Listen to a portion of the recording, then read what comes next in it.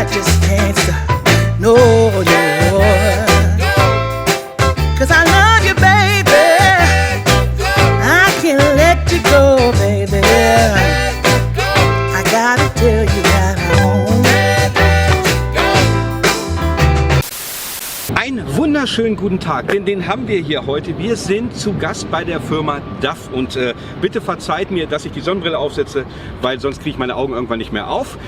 Ich möchte vorweg zu diesem Video sagen, wir stellen euch heute im Hintergrund den neuen DAF XG Plus vor und wir werden ihn in diesem Video auch fahren, beziehungsweise da nehme ich euch auch mit. Vorweg, Corona-Situation ist immer noch omnipräsent, aber wir sind geimpft, geschützt und wir halten natürlich den nötigen Sicherheitsabstand, also bitte da nicht meckern. Den LKW wird uns heute erklären der gute Nick. Das ist holländisch und wir würden in Deutschland sagen der Nick. Der ist jetzt im Hintergrund schon zu sehen. Thank you. Hi.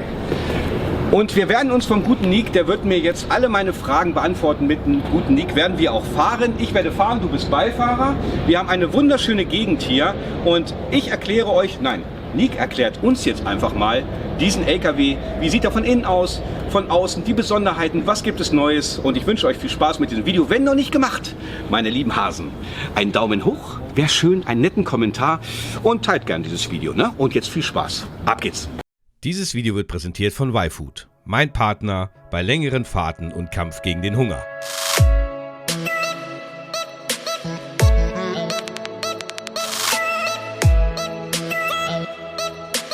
Alle Infos findest du in der Videobeschreibung. Ja, hier stehen wir natürlich bei den neuen DAF. Und was dann ganz speziell auffällt natürlich, ist das ganz neue komplette Front. Das ganze Fahrzeug ist voll LED ausgelegt, Standard, also jeden neuen DAF kommt mit voll LED. Und was natürlich auffällt, ist die ganz große neue Frontscheibe für extra Sichtfeld. Die sind ganz groß geworden und das war auch das Ziel. Was man an der Seite natürlich auch ganz klar sieht, sind, dass auch da die Fenster sehr viel tiefer gelegt sind. Auch wieder natürlich, um die besten Sichtfelder zu bekommen. An der Vorderseite von das Fahrzeug sehen wir, dass das Fahrzeug im Vergleich zum Vorgängermodell 16 cm verlängert ist. Und das haben wir alles extra gemacht, um die beste Aerodynamik zu bekommen. Und das ist natürlich auch wichtig für das Kraftstoffverbrauch. Und die Fahrer interessiert natürlich auch viel, weil ich es gerade sehe, wo ganz dick XG Plus steht. Genau. Was bedeutet XG Plus? XG Plus ist unser absolutes Topmodell. Wir haben dann eine ganz neue Baureihe haben wir vorgestellt. Das heißt XF, XG und XG Plus. Und der XG Plus ist absolut das größte Fahrerhaus, was man im Moment auf dem Markt finden kann. Das Fahrerhaus hat an der Vorseite 16 cm dazu bekommen, aber für den Fahrer ganz wichtig, 33 cm Verlängerung im Vergleich zum Vorgängermodell. Und natürlich im Vergleich zum XG nochmal 20 cm drauf, oben am Dach. Das heißt natürlich maximale Stauraum und maximales Komfort. Apropos Stauraum. Das Staufach hätte ich gerne gesehen. Das Staufach, ja. Das werden wir schön öffnen. Und dann sieht man, wie unglaublich viel man da reinmachen kann. Das fast, ja, ich würde sagen, Kasten geht da rein. Deine Kasten Wasser? geht da ganz locker rein, genau. Vielleicht noch zwei. Ja, das ist wirklich riesig. Nick, eine Frage, was ist das hinter dem Fahrerreifen, hier von dem Vorderreifen, Entschuldigung, weil das habe ich so jetzt noch nicht gesehen. Ja, das ist schön, ne? Das genau. kommt eigentlich aus der DTM, aus der Racing-Szene. Das ist extra gemacht, um auch die beste Luftströme zu bekommen. Hier, vom Innenraum, von das Rad, werden die Luftströme ganz schön unter das Fahrzeug durch, an der Seite durchgeleitet, um die beste Aerodynamik zu bekommen. Auch hier an der Seitenverkleidung sieht man natürlich diese schönen Gummis und auch das ist alles gemacht für die Aerodynamik und damit auch natürlich das Kraftstoffverbrauch wieder zu senken. Dann haben wir hier den schönen Aufstieg.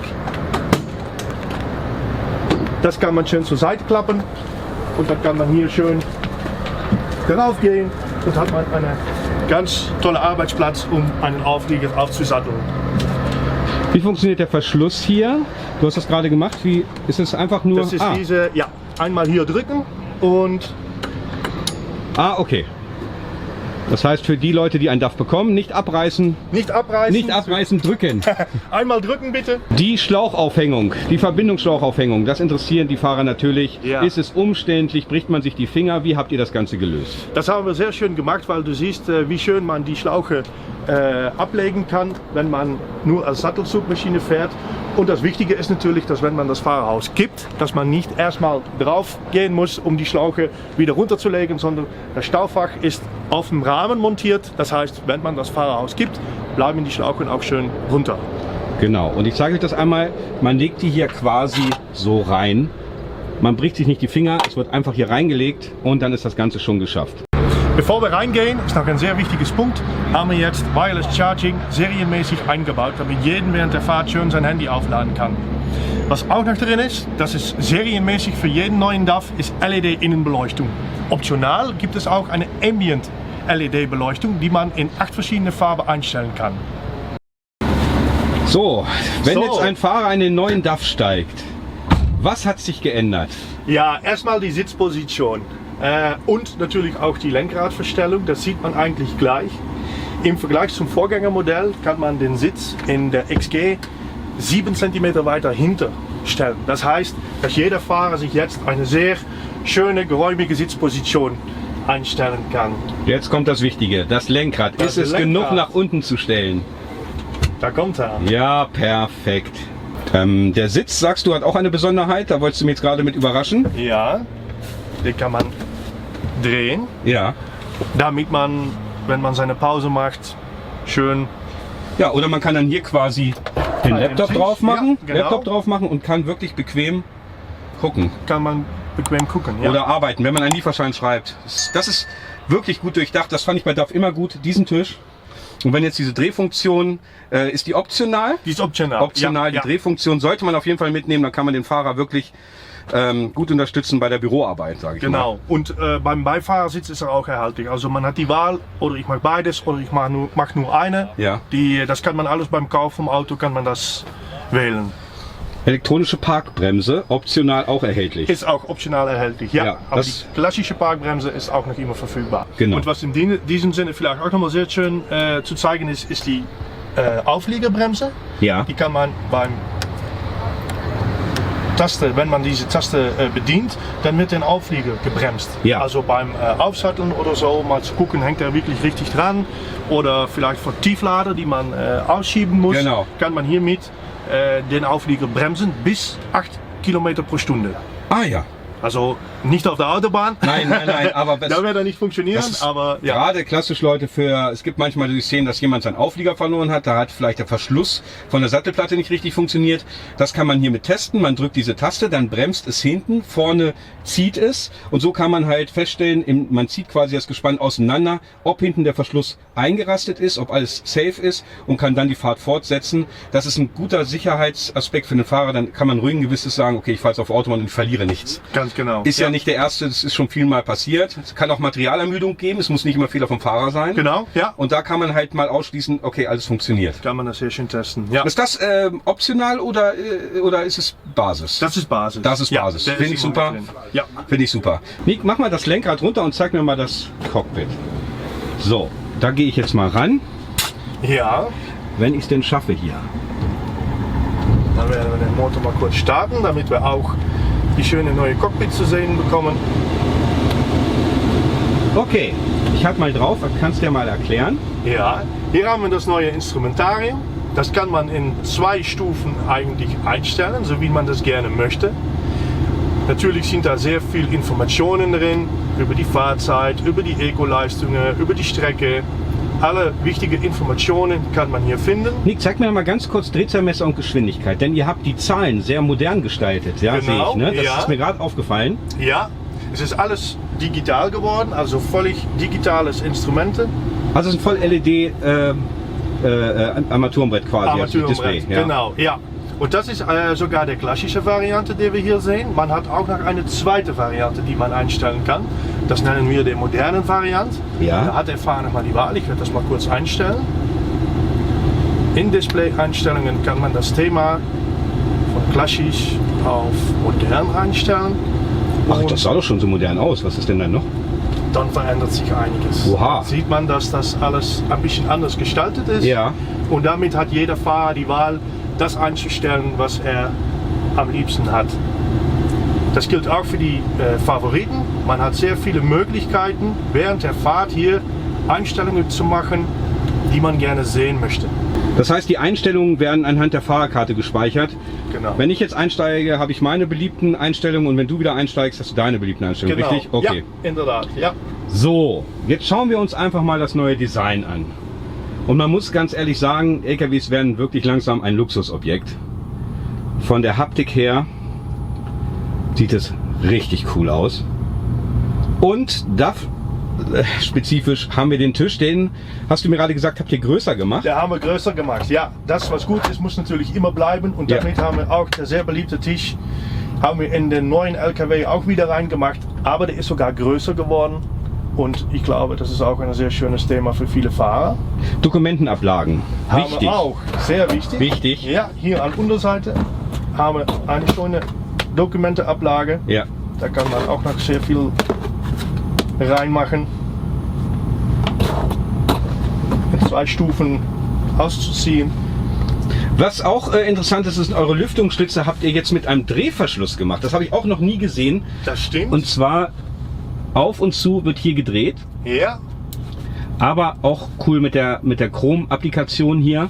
Und also vom Innenraum ist er wirklich schick geworden, ja? schick. Ja, wir haben auch wirklich geguckt nach sehr luxuriöse PKW-Marken sozusagen. Auch die Materialien und so und auch die Belüftungsdosen und so. Das ist alles aus dem oberen Bereich von PKW Premium sozusagen. Ne? Nick, weißt du, was ich beim LKW immer mache? Ich schaue immer nach dem Kühlschrank. Habt ihr einen drin? Haben wir drin? Ja, ich bin mal gespannt, weil da habe ich schon so einiges immer entdeckt bei anderen Herstellern. Ich bin mal gespannt, was ihr dazu präsentieren habt. Ja, So, der Kühlschrank. warte, bevor du aufmachst. Ah. Besonderheit, ich habe es gelesen im Instruction Book. Hier passen, Leute, 1,5 Liter Flaschen rein, richtig? Stimmt. Und die werden auch mit gekühlt. Das ist das Schöne daran, weil die Ach sitzen so. hier gleich neben der Kühlschrank. Ja. Und das heißt, dass die auch eine bestimmte Kühle von dem Kühlschrank mitbekommen. Ja, das ist natürlich toll. Indirekt, ja. Vor allen Dingen 1,5 Liter Flaschen. Ich gehe hier einmal rein. Hier habt ihr zu verstellen quasi diese kleine Bordwand. Stimmt, ja. Ne? Das könnt ihr halt individuell. Kann man sehr schön so. Optional kann man hier noch einen zweiten Kühlschrank dazu. Ja. 2-Fahrerbesatzung zum Beispiel, dass jeder seinen eigenen Kühlschrank hat. Ne? Kann man noch optional mit dazu nehmen. Aber du hattest auch erwähnt, was ganz besonders bei euch ist, weil ich sehe gerade über den Kühlschrank die Tasten. Was habt ihr mit dem Bett gemacht? Ja. Etwas ganz Besonderes. Ja, du darfst jetzt offiziell in deiner Arbeitszeit dich hinlegen. In der Arbeitszeit. Darfst du dich hinlegen, ja, wenn du das demonstrieren möchtest? Das wäre mal schön. Dann Ja. lege ich mich mal kurz hin. Ja. Und dann werde ich euch mal zeigen, wie schön man in der neuen DAF relaxen kann, wenn der Arbeitstag gelaufen ist. Ah, es geht automatisch hoch, ja? Es geht automatisch hoch. 2 Positionen, Ach, Fuß auch. Füße auch. So. Und damit kann ich mich natürlich eine sehr komfortable Liege machen, wenn ich mal. Aber die Beine kann man auch individuell runter machen und die Rückenlehne hoch. Genau. Sodass man vielleicht bequem Fernseh gucken kann nach der Schicht. Genau, oder ein Buch lesen. Ein Buch oder, lesen. Ja, Geil. genau. Ja. So, und dann habt ihr hier so viele Einstellmöglichkeiten. Das muss ich auch noch mal ganz kurz zeigen. Hier haben wir ein neues Rear Wall Control Panel, damit man viele Sachen im Fahrzeug einstellen kann, wenn man hier schön auf dem Bett liegt. Das heißt zum Beispiel Standheizung oder Klimaanlage. Das heißt eine Uhr, um dich zu wecken, Fensterbedienung, Beleuchtung natürlich im Fahrzeug. Man kann hier das Radio anmachen und Musik spielen. Also man kann quasi das ganze Entertainment von hier aus steuern. Das ja? ganze Entertainment kann man von hier aus steuern. Und was genau. dein Kollege mir gesagt habe, ist der Knopf links unten. Ja. Es gibt so eine Art Notruffunktion, die jetzt nicht an die Behörden geht, aber man kann dafür sorgen, dass im Falle eines Einbruchs oder man sieht irgendwelche Leute, kann man auf sich aufmerksam machen per Knopf. Genau, dann kann man so einmal drücken, dann gehen zum ersten Mal die Kamerasysteme an, damit man während der Nacht auch mal schön gucken kann, okay, was passiert Ja. neben meinem Fahrzeug. Also als Beispiel, man merkt auf einmal einen Ruck am LKW, Ja, Thema Tankdiebstahl oder irgendwas und man will einfach nur mal gucken, ja, drückt drauf und man kann über die Monitore dann von außen sehen, ist hier gerade jemand an meinem Fahrzeug. genau, dann kann man schön neben das Fahrzeug gucken, um zu sehen, was passiert. Und ist da wirklich etwas, dann kann man, wenn man diese Taste etwas länger hält, dann fängt die Hupe an und dann werden natürlich auch die Leute gewarnt von, hey, Da ist Hupe, Lichter gehen alle an, macht richtig Alarm dann. macht der richtig Kumpel, ne? Alarm, genau. Dann werden die Leute, die am Tankdiebstahl beteiligt sind, die werden erschrecken. Ja, Da und bin ich mir ziemlich sicher. LKW-Fahrerinnen und Fahrer sind, können sich wehren und dann kommen die und helfen einander. Das ist dann der Genau. wünschenswerte Effekt. Ja. Aber was ist das hier, nur eine reine Ablage dann Das hier? ist eine Ablage, genau. Ja. Hier oben haben wir noch einen schönen USB-Anschluss und eine Beleuchtung, Ja.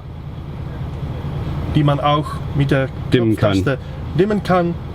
Also schön einstellen, wie man das haben möchte. Nick, zeigst du mir noch mal die Staufächer hier vorne? Das ist nämlich auch wichtig.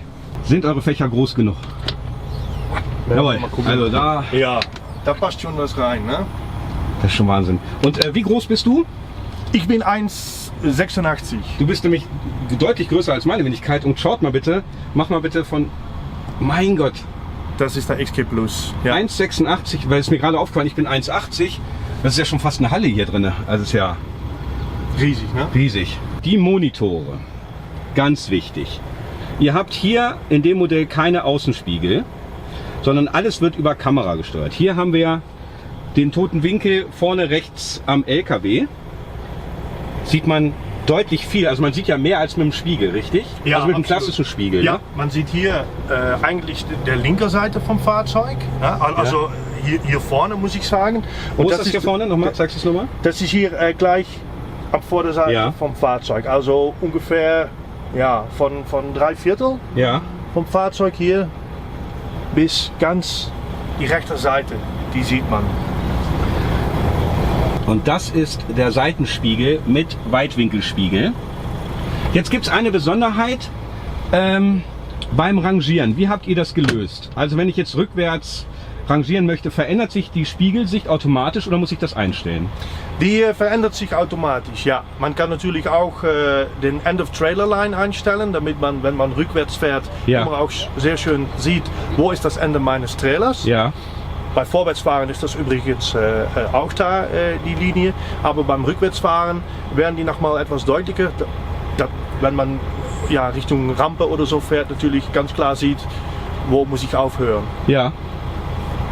Ja, ich glaube, von den Spiegeln etc. haben wir alles gesehen und ich könnte mir vorstellen, wir können auch langsam mal fahren, ne? Das können wir gerne machen. Dann baue ich die Kamera um. Ich benutze jetzt die GoPro-Leute und bei der GoPro ist das Besondere, da können die Zuschauer dann den Motorsound auch genießen. Ja. Ne, das heißt, wir werden am Anfang vielleicht mal, wenn wir dann auf der geraden Strecke sind, mal kurz ruhig sein, damit die Leute hören, dass er leise ist, weil das ist mir aufgefallen, der ist wirklich sehr leise Er ist geworden. wirklich sehr leise Der geworden. ist sehr leise geworden. Ja. Dann sehen wir uns gleich, Leute, im Schnitt und ich am Steuer. Viel Spaß!